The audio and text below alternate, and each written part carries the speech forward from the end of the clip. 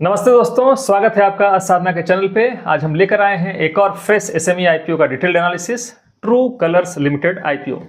अगर आप नए हैं चैनल पर तो सब्सक्राइब जरूर कीजिए और बेल आइकन को दबा लें ताकि आपको आने वाले आईपीओ रिव्यूज की नोटिफिकेशन सबसे पहले मिलती रहे। सबसे पहले कंपनी का introduction part. True colours limited का इनकॉर्पोरेशन अक्टूबर 2021 में हुआ था और फरवरी 2025 में कंपनी को प्राइवेट से पब्लिक लिमिटेड में कन्वर्ट किया गया। कंपनी टेक्सटाइल प्रिंटिंग इंडस्ट्री के लिए डिजिटल टेक्सटाइल प्रिंटर्स, इंक्स और प्रिंटिंग सॉल्यूशंस इंपोर्ट और डिस्ट्रीब्यूट करती है। कोर ऑफरिंग्स में शामिल हैं मशीनरी एंड इंक सप्लाई, जिसमें high quality wide format printers brand जैसे कोनिका, माइनोल्टा, होपोटेक, इटेन, पेंगड़ा और स्काईजेट। सब्लिमेशन इंक्स नेक्स्ट ऑफरिंग, ये पॉलिस्टर फैब्रिक्स के लिए ट्रांसफर प्रिंटिंग के लिए सुटेबल हैं। नेक्स्ट है रिएक्टिव इंक्स, कॉटन, विस्कोस और सिल्क फैब्रिक्स के लिए डीप कलर और ड्यूरेबिलिटी प्रोवाइड करते हैं। नेक्स्ट है डिस्पर्स इंक्स, जो यूज होता है पॉलिस्टर फैब्रिक्स के लिए डायरेक्ट टू फैब्रिक प्रिंटिंग में। उसके बाद है digital textile printing services outsourcing clients के लिए। कंपनी का स्ट्रॉन्ग प्रेजेंस है टेक्सटाइल हब्स में जैसे सूरत, अमृतसर, पानीपत, लुधियाना, दिल्ली, इरोड, मुंबई, त्रिपुरा, कोलकाता और वाराणसी। टेक्सटाइल इंडस्ट्री अभी डिजिटल शिफ्ट में है और ट्रू कलर्स का जो इकोसिस्टम मॉडल है, मतलब मशीनरी, इंक्स और सर्विसेज एक साथ कंप्लीट पैकेज देता है। इस वजह से कंपनी को रिकरिंग रेवेन्यू मिलता रहेगा, जो एक स्ट्रॉन्ग एडवांटेज है। बिजनेस ओवरव्यू स्ट्रेंथ्स देखते हैं। Full fledged digital textile ecosystem, nationwide presence और fast services hubs, strong customer engagement और repeat business, manufacturing facility with supply chain control, experienced promoters और professional team. Textile sector cyclical है, लेकिन recurring ink sales और service revenue एक stabilising factor हो सकता है। अब टारगेट मार्केट और क्लाइंट्स देख लेते हैं। टारगेट कस्टमर्स हैं exporters, textile manufacturers, fabric designers और इंटरप्रेनर्स। क्लाइंट प्रोफाइल काफी वाइड है और इंडिया का टेक्सटाइल हब होने के कारण ग्रोथ पोटेंशियल स्ट्रांग है। अब हम लोग इनका फाइनेंशियल परफॉर्मेंस देखते हैं पिछले 3 सालों का। फाइनेंशियल ईयर 23 में रेवेन्यू 80.94 करोड़, 24 में रेवेन्यू 160.91 करोड़ और 25 में 234.05 करोड़ और पैड था 23 में 3.92 करोड़, 24 में ये बढ़कर हुआ 8.25 करोड़ और 25 में ये बढ़कर हो गया 24.69 करोड़। 2 साल में रेवेन्यू 3 टाइम्स हुआ और पैड 8 टाइम्स से ज्यादा। एबिटा मार्जिन फाइनेंशियल 23 के 9% से फाइनेंशियल 25 में 17.5% तक इंप्रूव हुआ। नेटवर्थ फाइनेंशियल 23 के 6.37 करोड़ से बढ़कर फाइनेंशियल 25 में 55.45 करोड़ हो गया और बोरोविंग्स 56.56 करोड़ जो फाइनेंशियल 24 में था, वहां से घटकर फाइनेंशियल 25 में ये हो गया 47.51 करोड़। फाइनेंशियल्स इंप्रेसिव हैं, रेवेन्यू और प्रॉफिट दोनों फास्ट पेस में ग्रो कर रहे हैं, डेट मैनेजेबल है और मार्जिन्स इंप्रूव हुए हैं। अब हम लोग की रेशियोज और वैल्यूएशन मैट्रिक्स देख लें।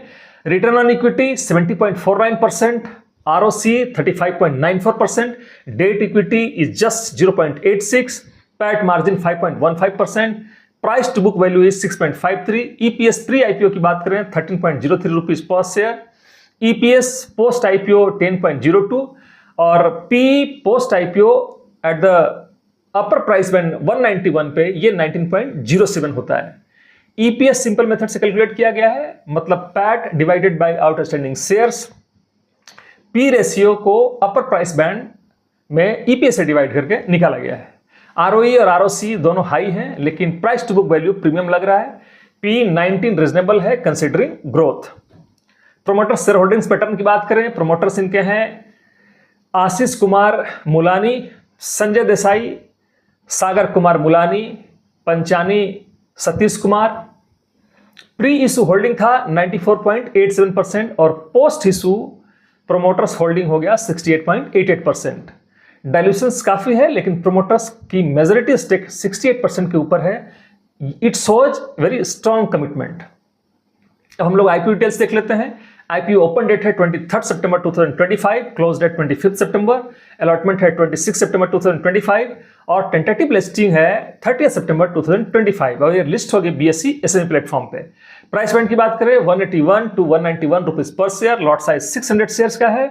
मिनिमम रिटेल इन्वेस्टमेंट के लिए रखा गया है 2 लॉट्स, मतलब 1200 शेयर्स और अमाउंट होता है 2.29 लाख। इशू साइज की बात करें, ये 127.96 करोड़ का ये इशू है। फ्रेश इशू है, इसमें 108.86 करोड़ और ऑफर फॉर सेल है 19.10 crore.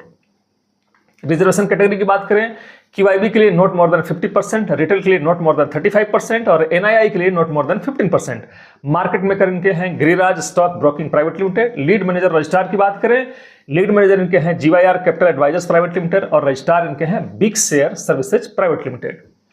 Objects of the issue which is very important while analysing IPO, working capital के लिए 48.90 करोड़ रखा गया है, डेट रिपेमेंट के लिए 40.40 करोड़ और जनरल कॉर्पोरेट पर्पस के लिए रेस्ट फंड।